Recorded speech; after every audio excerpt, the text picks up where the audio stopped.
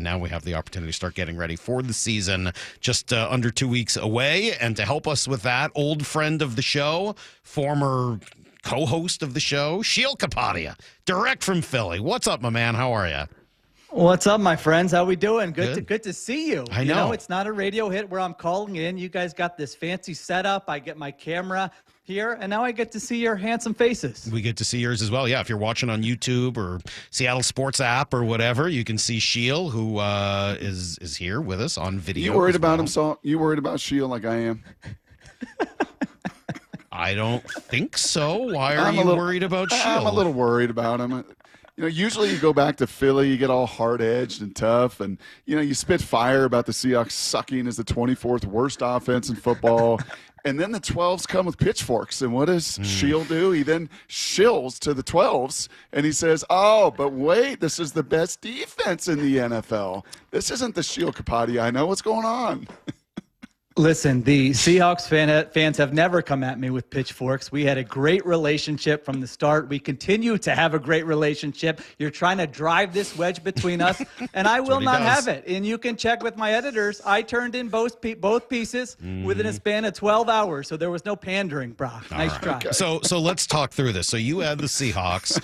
This is your stuff for the Ringer. You had the Seahawks as the 24th offense. Is that right? Number 24?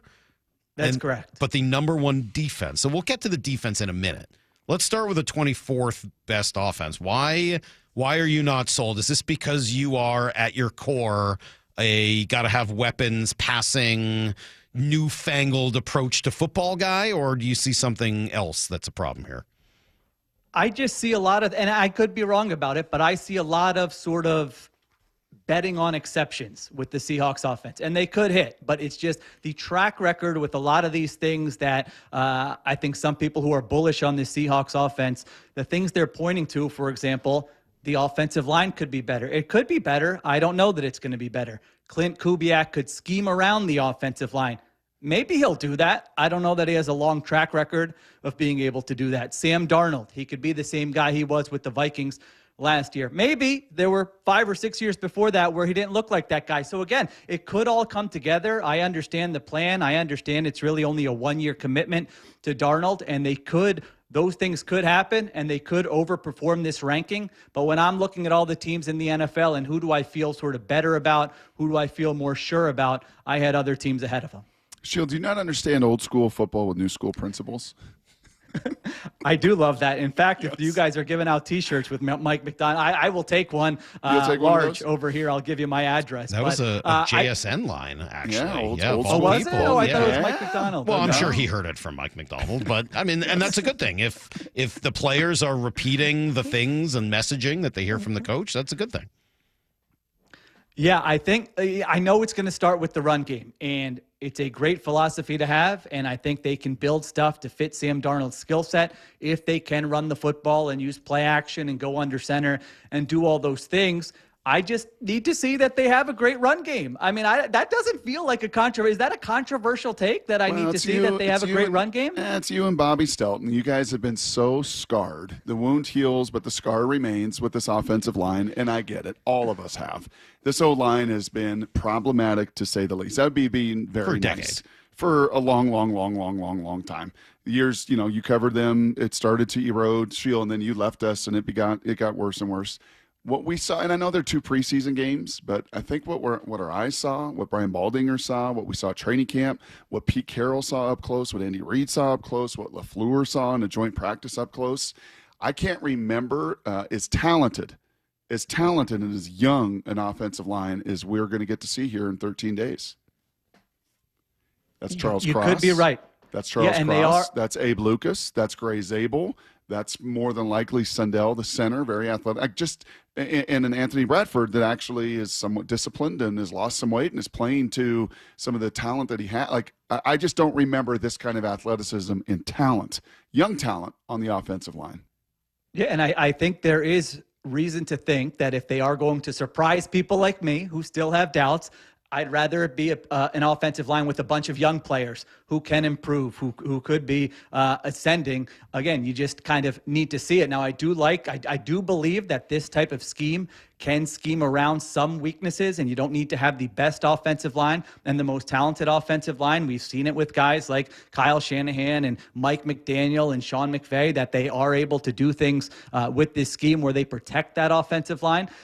But it's just, maybe you check back with me in week 6 and I say I was wrong and I got this team going to the Super Bowl. I just need to see it. That's all. I get that. I think that makes sense. And I've had a lot of questions about the offensive line also. I will admit that I probably got too excited and overreacted to especially that second preseason game because they were just so dominant running the ball. I mean, at 268 yards, and each play looked better than the one before it, and the offensive line was opening up holes, and it was quite a sight to behold. The only real argument I would make with what you just said, Sheil, is I think sometimes in the NFL, more than any other league, sometimes you have to take it on spec.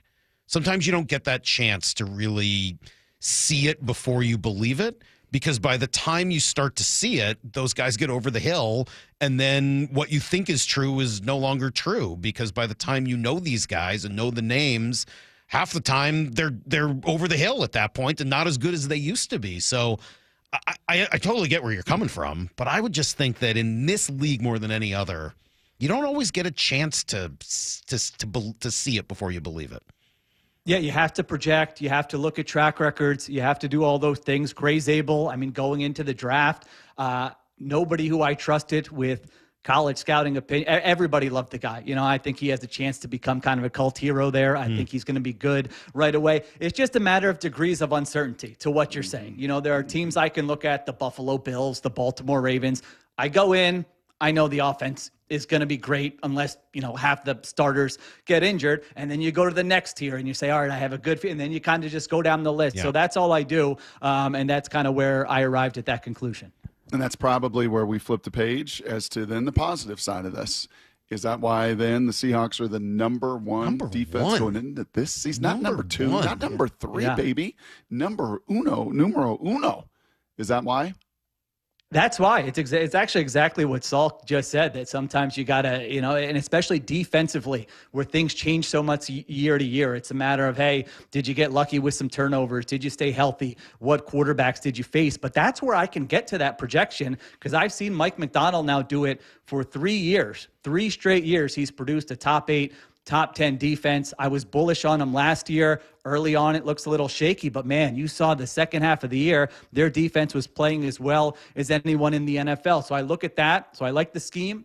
I like the coaching. And then I look at the talent. And I really like defenses that have a mix of, hey, reliable veterans. Leonard Williams, you signed DeMarcus Lawrence. There are guys I can trust on that defense. But then you have some young wild cards. Maybe it's Byron Murphy. Maybe it's Nick Eamon-Warry, where all of a sudden we could be saying, whoa, this guy is really an impact player, and we didn't see that coming. So I really like the mix of those two things. It's not too many young players that I don't know about. It's not guys who might be on the wrong side of 30, where you say they could face some decline here. It's a nice mix of both those things, and I think Mike Macdonald is one of the best defensive coaches in the NFL. So, yeah, I put that all together, and a lot of people said, you're good. And I'm like, that doesn't feel that controversial to me when you looked at how the second half of last season played out for these guys.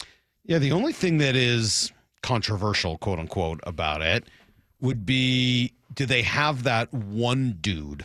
Do they have that guy, that elite level talent that in the big spot is going to rise to the occasion? And it's the one thing I think they're missing. Now, there is one guy kind of available who has that kind of talent. He's in Cincinnati. He's desperate to get out of the worst situation imaginable. Maybe you heard Boomer Esiason talking about that on Friday, dear God. But if you're the Seahawks, wouldn't you want Trey Hendrickson, add him to this defense and truly give it that last thing it's missing? You could think about that. I would imagine in their building, they might be a little hesitant to go after a pass rusher who I think is going to be 31 years old. You're going to have to give up draft compensation.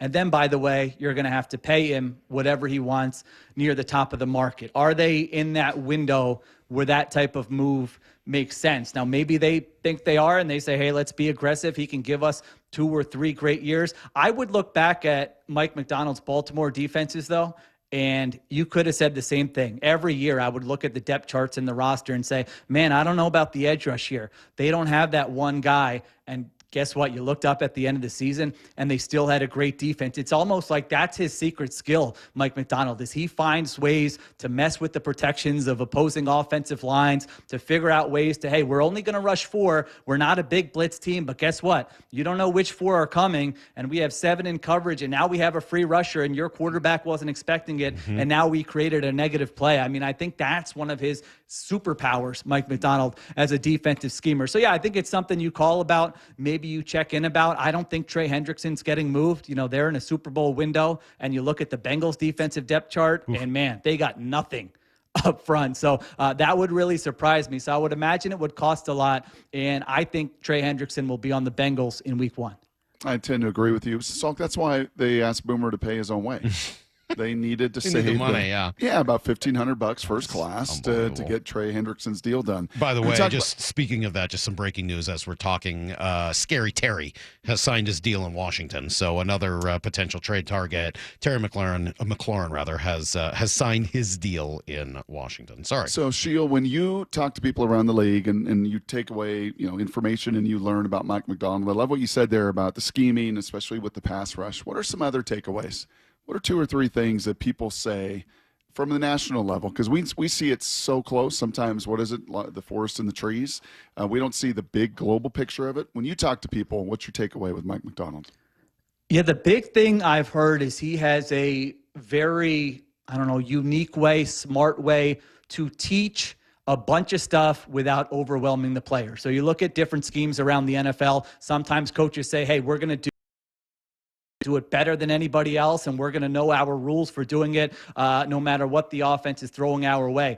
The Seahawks are able to do so many different things, and I think that's so important in the NFL this day and age, where you can't be static. You can't say, hey, we major in this one coverage or we major in this one pressure. Offenses are too good. And Macdonald has found a way, if you just look at all the numbers, you really can't predict what coverages are they going to play week to week. It's very game plan specific is kind of the phrase you hear thrown around, that when you get in a playoff game, you want to be able to scheme something up against that specific opponent that attacks their weaknesses and accounts for their strengths as well. And that, to me, I don't know how he does it. I can't tell you what the specifics are. I'm sure players there could probably explain it really well, whether it's certain buckets or he makes it easier for them to upload all of this information. But he's found a way to make it work. I mean, to come in year 1 with a new group of players, with a new scheme, and for it to just take half the season, that was really impressive last year. So talking to Sheil Kapadia from The Ringer, he's been everywhere. He's been at ESPN here. He went back to Philly. He was with The Athletic. Now you can Johnny find him at Cash, The Ringer. Sports media. I just gotta. Well, I just want to make sure people know where to find you. I mean, like, you go looking for Sheil stuff, and you're like, where is he? I gotta know where he is. He keeps finding better jobs. He keeps moving up the ladder. These 2 units, the offense and the defense, they reach their potential if what? Give me an answer on each, fill in the blank there. How do each of them reach their potential? I think offensively, they reach their potential if the offensive line reaches sort of the baseline of competency that we've been talking about, that Brock was talking about. I think the nightmare scenario is we're sitting here in week 9 or week 10, and you're going, I thought this was going to be different. I thought the younger players were going to be better. I thought the scheme was going to help them out. And we're saying, shoot, it was a key third down in the fourth quarter, and the right guard got beat badly, and all of a sudden Sam Darnold fumbled or threw an interception. I think that's sort of the nightmare scenario. So I do think the offensive line is kind of the key there. I mean, you could obviously say Darnold, but I think putting Darnold in position to succeed, that's probably more of what it is. Defensively, they reach their potential, I think, if one of these wild cards is really sort of a breakout. whether it's Murphy, whether it's, Eamon Worry, where we're saying, man, look at the way Mike Macdonald is using him. I mean, there are other questions I have, the second cornerback spot. There's some, like you said, some stuff up front. Can someone emerge? But I feel like you need one of those younger players to sort of be a breakout star if they're going to reach that, number one level. I think their floor is pretty high. I mean, I would be really surprised if they were anything but a good defense this year. But to be one of the best defenses in the NFL, they probably need one of those young players to hit. So if you got the one defense and the 24th offense and you punch that into your ringer algorithm, what and how many wins does that compute to at the end? I was hoping to avoid this question, Brock. I was being real positive. No, I think, listen, Sheil, you're never going to avoid it with me. I'm going to bring that heat. You know that. Yeah, I know. I should know that by now. I think they're a fringe playoff team. I have them at 8-9. Just out of the playoffs. I actually think there's a small window for what they could do. Like, I think they're probably going to be between 7 and 10 wins this year. And so if you get to 9 or 10, now you have a chance to be in the playoffs. 7 or 8, you're not in the playoffs. It just goes back to how we opened the conversation. Let me see it with the offense. I could be wrong. There are smart people who I talk to who say, nope, Sheil, you're wrong. This offense is going to be better than you think. But that's kind of where I land on. I'm sort of hovering, being in the mix week 17, but being just out of the playoffs. It's funny, kind of listening to you. I thought you were going to say something a little different there after you said, what did you say, 8-9? I thought you might say, I think they're going to go 8-9, but I actually think they have a better chance of winning like 10 games than 9. Like, if it works out, they're going to be good. There's a better chance that they kind of put it together offensively, and if the line is competent, they're maybe a 10-11 win team. But that, like, right in the middle thing will be hard to do because that line is either going to be good or it's going to be bad, and it's going to be a problem. Yeah, but I think the defense is going to give them a really high floor where they're just going to be in a lot of games. And so now it comes down to randomness, turnovers, injury luck, one-score games, a bad call, and, all those things that we see in the NFL where we don't want to say, hey, sometimes it does come down to luck. But it does come down to luck sometimes in the NFL. So I'm okay admitting that. More likely to be 7-10 or 10-7? I would say 10-7. I think 10-7. Yeah, I think I have them right on that fringe there. So I think the like defense, I said, right? Yeah, I think the defense gives them a high floor. They're going to be in games. So face a lot of young QBs too, by the way, over the course of the season. Maybe not from the jump, but over the course of the season, as it stands now, we'll see what happens in injuries to some of these young QBs. But right now, you got a lot of young QBs that are going to be staring down Mike Macdonald's scheme as well. And we saw last year that was pretty advantageous for them. Yeah, it's going to be tough, no doubt about it. The rest of this division, as you look at the rest of the NFC West, there are a lot of weird kind of up and down teams in this division right now. It's really weird. Beginning of the summer, I was saying the Niners have the easiest schedule in the NFL. I like Brock Purdy probably more than a lot of people do. I feel like Kyle Shanahan, they're going to bounce back. And then every time I look up, they got another wide receiver injured. They have another offensive lineman injured. So it has been a tough summer for the Niners. I do still have them winning the NFC West. I don't think they're a juggernaut, but like I said, they have the easiest schedule in the entire league. So I've got the Niners 1, I've got the Seahawks 2, and I've got the Rams right below them. I mean, that Stafford injury, I just can't go into a season where a quarterback is that age with that injury uncertainty and feel like they're going to win the division. And then, listen, the hipsters like the Arizona Cardinals, I feel like this happens every year. They're trying to talk me into it. I'm not having it. I'm not going to drink your PBRs and play the vinyl and wear the plaid with you on this one with the Arizona Cardinals. I mean, call me when they are actually relevant and winning a playoff game during this decade. How do people end up in that spot with the Cardinals? Do they not see the horrible ownership? Do they not see the fact that the quarterback just isn't accurate enough? Like, it blows me away that people every year get sucked up into this Arizona Cardinals thing. Yeah, I don't know.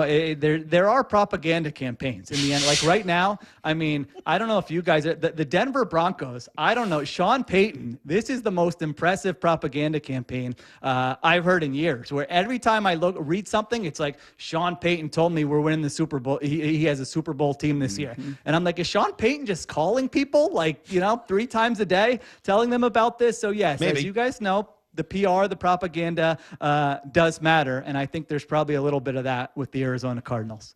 Sheil, you ever been a hipster? You know, I like to pride myself, Brock. I can fit into different groups. You know, high school, the stoners, the jocks, the hipsters, the nerds. Like, hey, we can hang out. I am one with you. So I don't know that I've necessarily ever been a hipster, but yeah, you know, I could go hang out with you and have a couple PBRs on a Friday night. I'm good with that. Man, that Phillies team is good. Phillies Mariners World Series. What do we think? Well, if it looks anything like the Phillies Mariners series from last week, it's going to be a short series. It's going to be 4-0, and you guys are going to be having to grease up the poles in Philadelphia again, because that was not pretty at all. That was tough. That was tough. Yeah, that was surprising. I didn't think it was going to go that way.